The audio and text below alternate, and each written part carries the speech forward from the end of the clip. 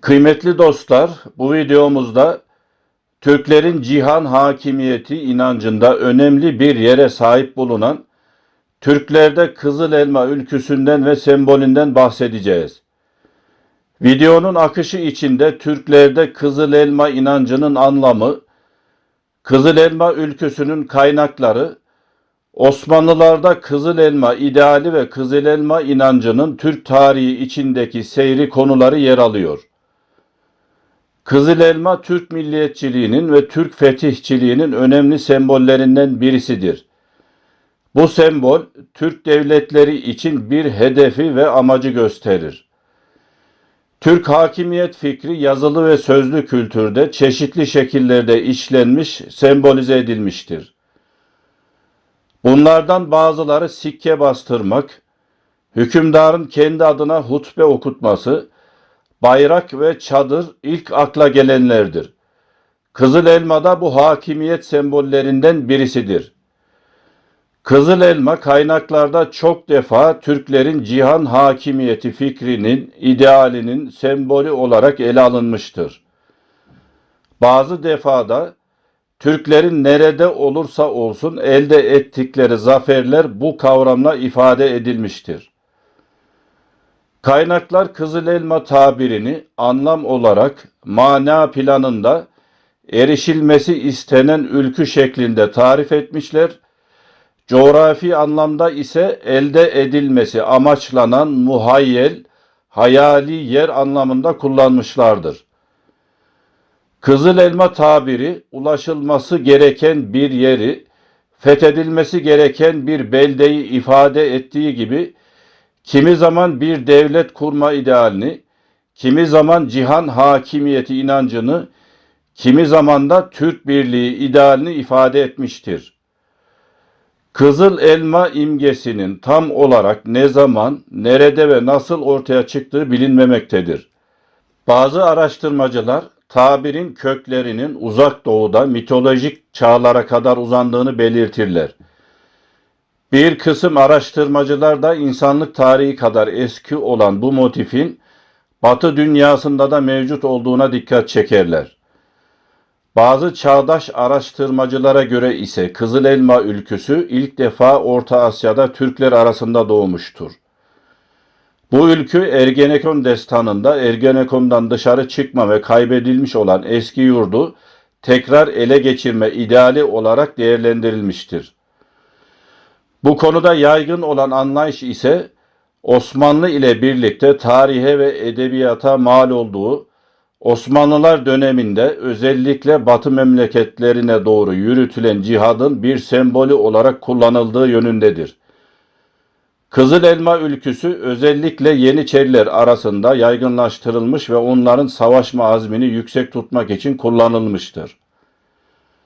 Zamanla gerçekleştirilmesi düşünülen idealleri ve fethedilmesi gereken yerleri belirten bir sembol haline dönüşen Kızıl elma kavramı, bazen Türklerin yaşadıkları bölgeye göre daha batıda ulaşılması gereken bir yer, bazen de bir ülkenin önemli bir yapısının üzerinde parıldayan altından yapılma bir toptur.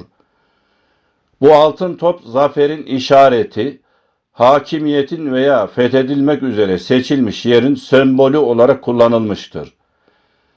Mesela Orta Asya'da Oğuz Türkleri için Kızıl elma, hangi yöne giderlerse gitsinler, hedefleri ve kazandıkları zaferin adıdır. Hazar Denizi'nin doğusundan gelen Oğuzlar için Kızıl elma, Hazar Kağan'ının çadırının üzerinde bulunan ve hakimiyetin sembolü olan altın toptur. Bu topu ele geçirmeyi amaç edinmişlerdir.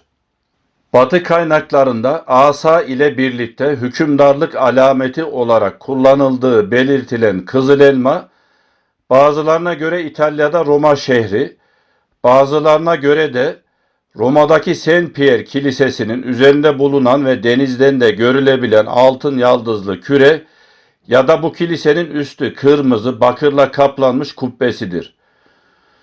Kızıl elma ülküsünü Oğuzlar, Selçuklar ve Osmanlılar, Roma ve Bizans imparatorluklarının hakimiyeti altındaki ülkelerin fethedilmesiyle Türklerin cihan hakimiyetinin gerçekleşeceği anlamında idealize etmişlerdir. Osmanlılar bu ideale biraz daha farklı anlam yüklemişler, özellikle İstanbul'un fethine büyük önem vermişlerdir. Tarihi Türk cihan hakimiyeti idealine eskisinden daha kuvvetli bir şekilde bağlanan Osmanlı padişahları, İstanbul'u bu hakimiyetin ilk adımı, ilk merhalesi ve merkezi saymışlardır. Bizans döneminde Ayasofya'nın önünde dikili bir sütun üstünde at üzerindeki Justinianus heykelinin bir elinde altından bir küre bulunmaktaydı. Bu küre Türk kızıl elmasının ve cihan hakimiyetinin hedefini oluşturuyordu. 13. asır İslam coğrafyacılarına göre bu heykelin sağ eli havada olup halkı İstanbul'a davet eden bir manaya işaret etmekteydi. Sol elinde de madeni bir küre bulunmakta ve bu da düşmanın şehri istila etmesine engel olan bir tılsım olarak kabul ediliyordu. Hristiyan kaynaklarına göre ise at üzerinde canlı gibi duran Justinianus heykelinin sol elinde altından büyük bir elma olup sağ eliyle de Kudüs'ü ve Müslümanları göstermektedir. Bu küre imparatorun dünyayı elinde tuttuğu anlamına gelmekte ve cihan hakimiyeti tılsımının yazılarını taşımaktaydı. Hristiyan seyyahlarına göre bu altın kızıl küre Bizans İmparatorluğu'na uğur getiriyordu. Nitekim 14. asırda bu heykelin ve kürenin yani kızıl elmanın düşmesi birçok ülkenin kaybına yani Türkler tarafından fethine ve imparatorluğun sükutuna, yıkılışına bir işaret sayılmıştır.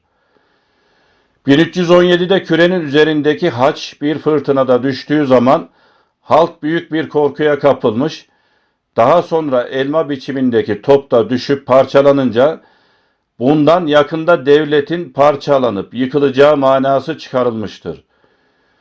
İşte Bizans'ın devamı için uğurlu sayılan bu küre Türklerin kızıl elması olup ona sahip olmak veya İstanbul'u almak gayesi Türk cihan hakimiyeti ülküsünün bir sembolü olmuştur.